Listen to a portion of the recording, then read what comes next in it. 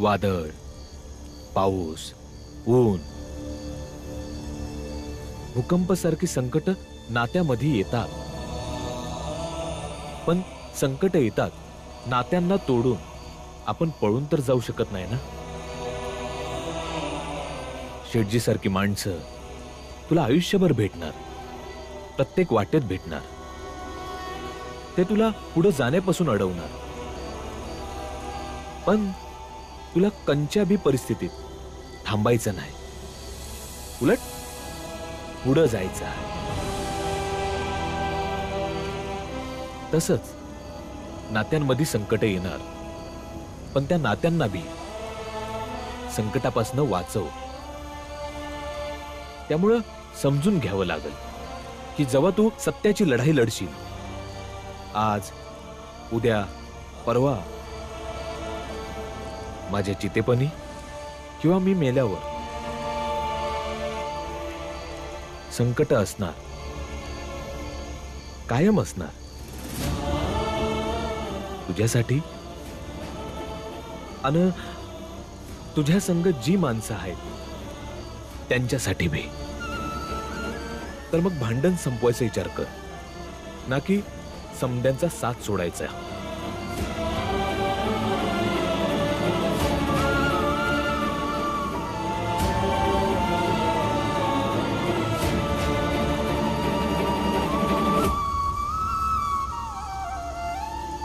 तूच विचार कर आता काय करायचं आहे.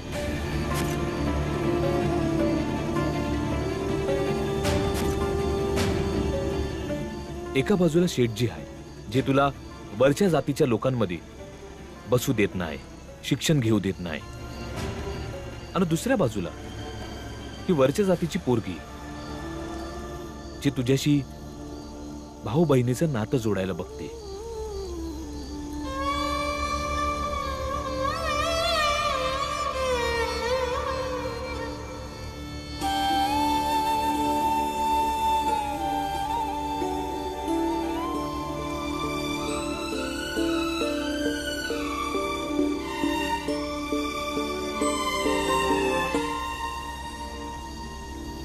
बाबा, 2 आणे द्या ना. का? पैक घेऊन काय करशील? मला ठाऊक आहे काय करणार ते.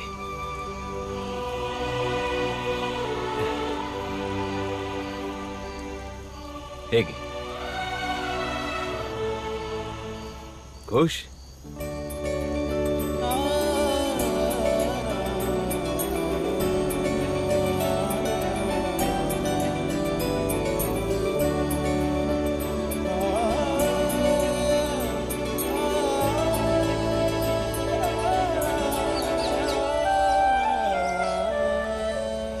काल जेव्हा भीमरावनी राखी परत केली होती, तर मग आज का परत बोलवतोय? अरे मला सांगून थोडी पाठवलंय की मी सांगू.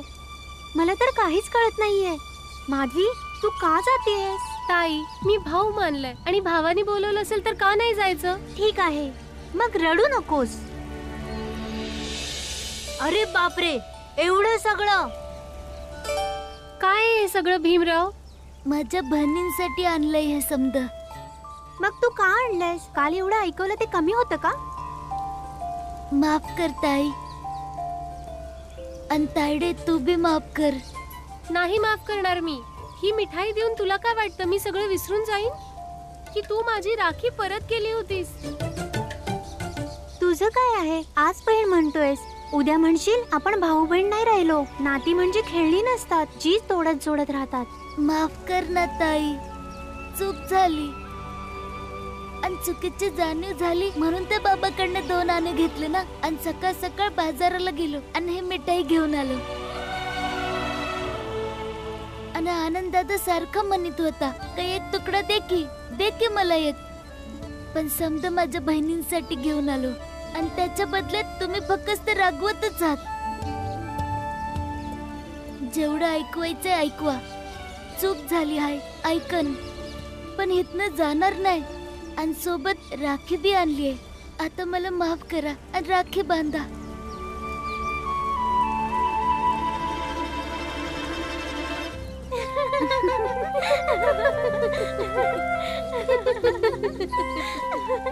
माधवी, तू खरं म्हणत होतीस, तुझा भाऊ खूप गोड आहे. बांध त्याला राखी. दे राखी. अरे मग लवकर बांध. गोड बघून तर राहवतच नाहीये. दे, मी हे पकडतो. हात पुढे कर. ताई, तुम्ही बी बांधा की.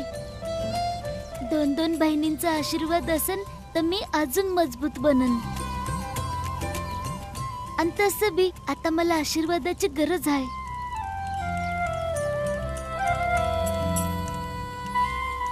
अजून जोरात बांधा, कारण मला समजा समाजासंग शिक्षणासाठी लढायचंय. जे शिक्षणापासून दूर आहेत त्यांना शिक्षण मिळवून द्यायला लढायचंय. मग ते अस्पृश्य जातीचे पोरं असो नाहीतर मोठ्या जातीची पोरं, समजांना शिक्षणाची गरज आहे.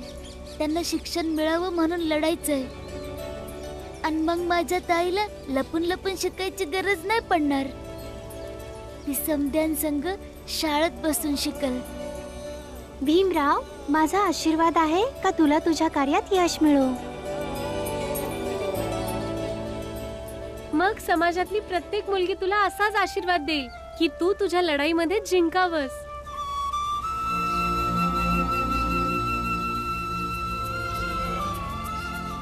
आता बहिणीनं असं सांगितलंय तर भाऊ नक्कीच जिंकल. अय, माझ्या बहिणींसाठी हाय ते.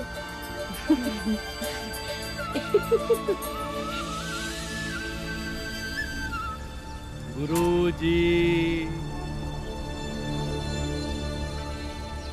मला तर विनोद वाटला होता मंगेश, पण गुरुजींनी तर खरंच राजीनामा दिला. मंगेश शेठजी, मला लई काळजी वाटत होती का गुरुजीचं घर कसं चालणार. यांचे बायको पोरं उपाशी नको मराया. शेठजी, ज्ञान तुमच्या तिजोरीत ठेवलेल्या दागिन्यांसारखं नाही. एकदा का चोरी झाली तर पूर्ण परिवार रस्त्यावर येईल. मी शिक्षित माणूस आहे आणि माझ्या ज्ञानामुळे मी माझा आणि माझ्या परिवाराचा सांभाळ एकदम व्यवस्थित करू शकतो. तुम्हाला बहुधा माहीत असेल की साताराच्या काही शेठ लोकांचं खातं पण मीच लिहितो आणि त्यातून जी कमाई होते ना, त्यातून आम्ही अगदी आरामात जगू शकतो. अच्छा, तर त्याच्या भरोशावर आहात तुम्ही गुरुजी. गुरुजी, विचार करा की उद्या आम्ही त्या शेठ लोकांकडे जाऊन तुमची पूर्ण गोष्ट सांगितली तर मग ही नोकरी पण गेली. मला काही फरक पडत नाही. तुम्ही हे सुद्धा करून पहा. का स्वतःला बर्बाद करताय गुरुजी? ज्ञानी असून एवढीशी गोष्ट समजत नाही तुम्हाला की जो जो भीमराव सोबत जोडल्या जाईल तर त्याच्या आयुष्याचं वाटोळ होईल. जर तुम्हाला एवढीशी गोष्ट कळत नाही आहे तर तुम्ही डोंबल्याचं ज्ञानी बनत फिरत आहात. गुरुजी, तुम्ही तर शिक्षित आहात. तुमच्या समोर उदाहरण बी आहे. शेठजीच्या पोराला बघा, तरी बी तुम्हाला समजत नाही का? शांत हो मंगेश, मी तर बघून घेईनच, पण तुम्ही देखील जरा मागे वळून बघा.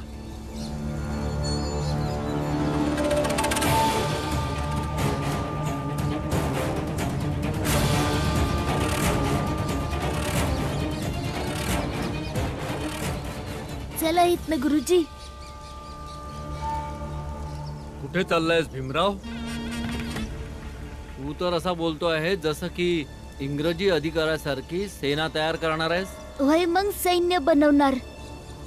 गरजू लोकांची आणि तुमच्यापासून छळ झालेल्यांची. आणि त्या सैन्याचं बळ कंच्या इंग्रज सैन्यापेक्षा कमी नसन. आणि हो शेठजी, तुम्ही तर नेहमी शाळेत येतच असता. मग आता तुम्ही रोज येत जा, कारण याच शाळेतून सातार्याची नवीन सकाळ उगवणार आहे.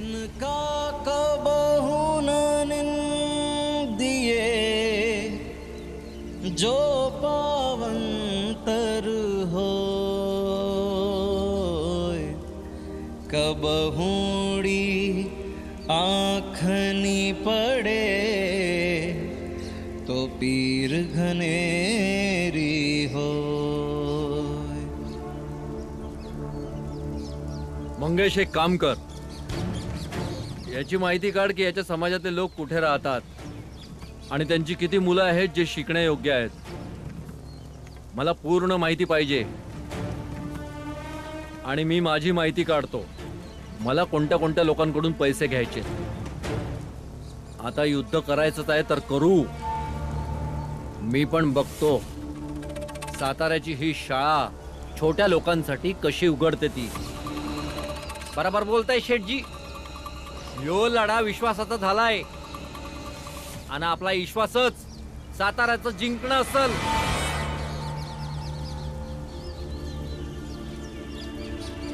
नमस्ते गुरुजी. नमस्कार गुरुजी. नमस्कार नमस्कार. नमस्ते काका. तुम्ही तुमच्या पोरसने शिकायला पाठवा. हो, भीमराव सारखी दुसरी मुलं देखील शिकायला आली तर काय शाळेत दुसऱ्या कुणासनी जाऊच देणार नाही. आणि जर कोणी जायचा प्रयत्न केला तर हे मोठ्या जातीचे त्याचे हात पाय तोडून टाकतील. असं कसं तोडून टाकत्यान?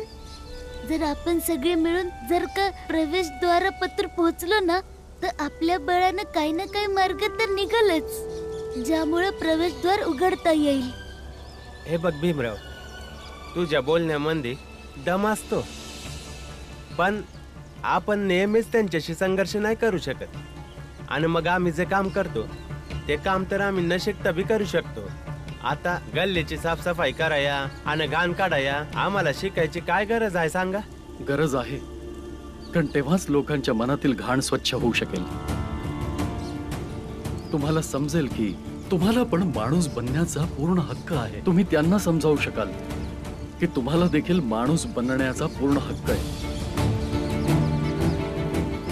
त्यामुळे भीमराव ज्या प्रकारे म्हणतोय ना संघर्ष करायला, तसा तुम्ही करा, जेणेकरून तुमच्या येणाऱ्या पिढीला संघर्ष करावा लागणार नाही. आणि आज तुम्ही ज्या हक्कापासून वंचित आहात ना, तुमची मुलं त्या हक्कापासून वंचित न राहोत. कळतंय तुम्हाला? आणि आज पतूर तुम्हासनी त्यांच्या गल्लीपासनं, हिरीपासनं, मंदिरापासनं, शाळेपासनं दूर राहावं लागतंय. आपण धर्माचं काम करत असून बी धर्माचा भाग नाही, पण आपण शिक्षण घेतल्यानंतर आपल्या संग असं वागणं अवघड होईल. आणि जर तुम्हाला माझ्या मित्र भीमवर विश्वास असेल तर कृपा करून शिकायला पाठवा. मी बघतो माझ्या बापाला.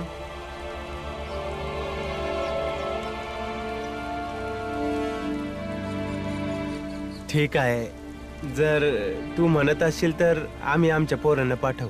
राष्ट्र संविधानाचा तूच शिल्पकार, समता अन बंधुतेचा तूच सूत्रधार, लेखणीस बनविलेस शस्त्रधारदार, भेदांवर देशावर करुणी तू प्रहार. साहेब माझा भीमराया, साहेब माझा भीमराया, साहेब माझा.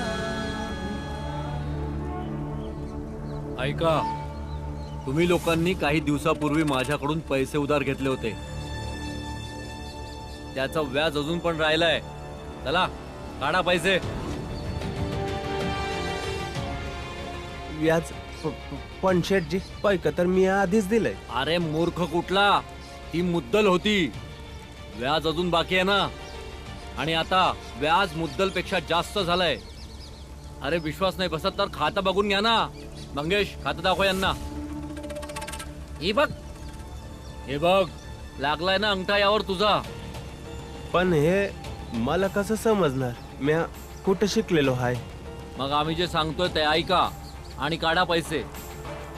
हे बघ, इंग्रज पोलीस येतील, ते उलट लटकवून मारतील. चला काढा पैसे. हे पहा शेठजी, पैक तर नाही आहे माझ्याकडे, कसं फेडणार आहे मया? काही हरकत नाही, शेठजी जे सांगतात ते ऐका. तुमचा जीव वाचला का आरामात पैका द्या की तुम्ही. काय इच्छा आहे शेठजीची? काही विशेष नाही. ते जे आंबेडकर गुरुजी आणि भीमराव तुम्हाला समजून गेलेत ना, त्यांच्या बोलण्यात येऊ नका. तुमच्या पोरांना शाळेत पाठवू नका. बस लक्षात ठेवा.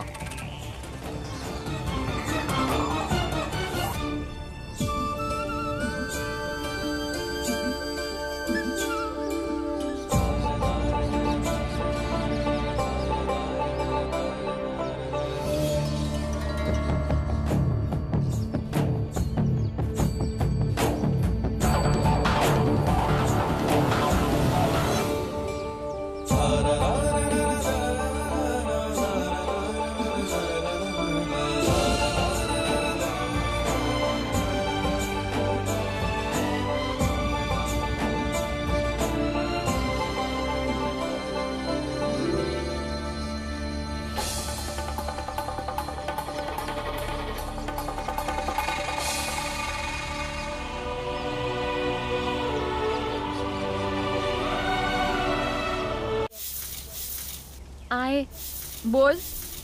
भीम, आंबेडकर गुरुजी आणि ध्रुव समधी मिळून आपल्या जातीतल्या लोकांना समजायला लागलेत आणि सांगतात की त्यांच्या पोरांना शाळेत पाठवा. आणि तिकडे शेठजी यांच्या हवाला लोकांना त्यांची उधारी, याज आणि भविष्यात येणाऱ्या पैक्याच्या अडचणीची भीती घालतात आणि म्हणतात की काय बी झालं तरी पोरांना शाळेत नका पाठव. गोष्टी 2 गटात विभागल्या गेल्यात. फार मोठ्या संकटाची स्थिती आली आहे. काय माहित आई, कोण कुणाचं ऐकल आणि कोण जिंकल. तुझं बाबा याच संघर्षाबद्दल बोलत्यात. समजतच नाही काय करू. भीमाला अडवायला जाणार तर तो ऐकणार नाही, स्वतःच खरं करल, संघर्ष करेल, विरोध करेल. चूक बरोबर समजत तोच ठरवतो. तो कधी कोणाचं ऐकतोय का? भीमराव नाही ऐकणार.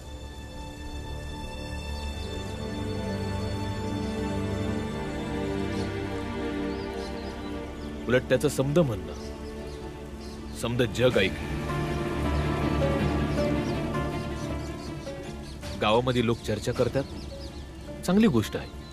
योग्य अयोग्याचा निर्णय एकदाच होईल काय तो. हे समद करून ज्याला जे मिळायचे त्याला ते मिळू दे. कोणी बी हरल, कोणी बी जिंकल. हे समद करून मी माझं पोरग नाही गमवू शकत. भीमाबाई, तुझ्या काळजीनं न ममतेनं भीमरावची मानसिकता ढासू देऊ नकोस. तुम्हीच तर आयुष्यभर आम्हाला गोष्टी सांगितल्यात. सैन्यातून येत होता तेव्हा तोंड पाडून घरात बसायचा का थोड्या थोड्या गोष्टींसाठी आपण समद वाटुळ केलं. मग आता काय मी समद वाटुळ होताना बघत बसू? भीमाबाई,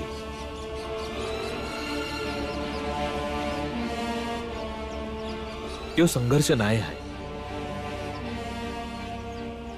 संघर्ष फक्त मिळवण्यासाठी. आणि मी भी नोकरीवरनं काही दिवसासाठी रजा घेऊन आलोय, जेणेकरून माझ्या पोराच्या लढाईत मी साथ देऊ शकेन. कारण की शिक्षणासाठी त्याची जी धडपड आहे ती मीच बनवली आहे.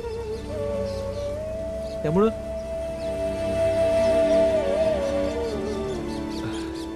जातो मी. हे बघा, ऐका भीमाबाई, माझं.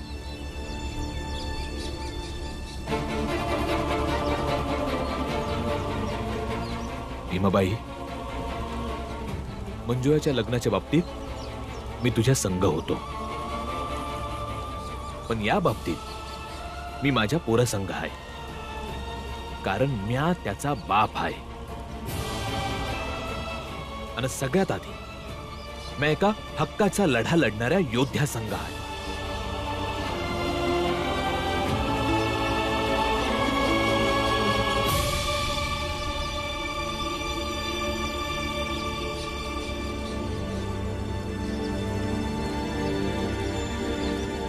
एकदा का काही पोरं आली ना का आपण हेच उपोषण सुरू करू, पण कोणी आलंच नाही.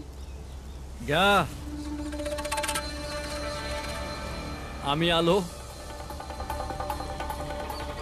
आणि आता ऐका की आमच्याशिवाय इथे कुणीही येणार नाही. नक्कीच येतील. कारण भीमचं सांगणं समद्यांना कळतं आणि ते मानतात बी. आणि शेठजी, तुमच्या जातीतल्या सारखे नाहीयेत ते लोक, जे तुमच्या सोबत राहण्याचं ढोंग करतात आणि संधी मिळताच पळून जातात. नक्की येत्यान. माझा विश्वास आहे त्यांच्यावर आणि त्यांचा विश्वास आहे माझ्यावर.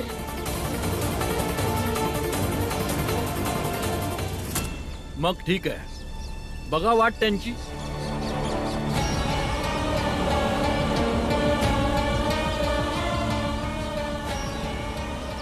आज आम्ही पण बघूच तुझ्या विश्वासाला कसा तडा जाणार आहे ते.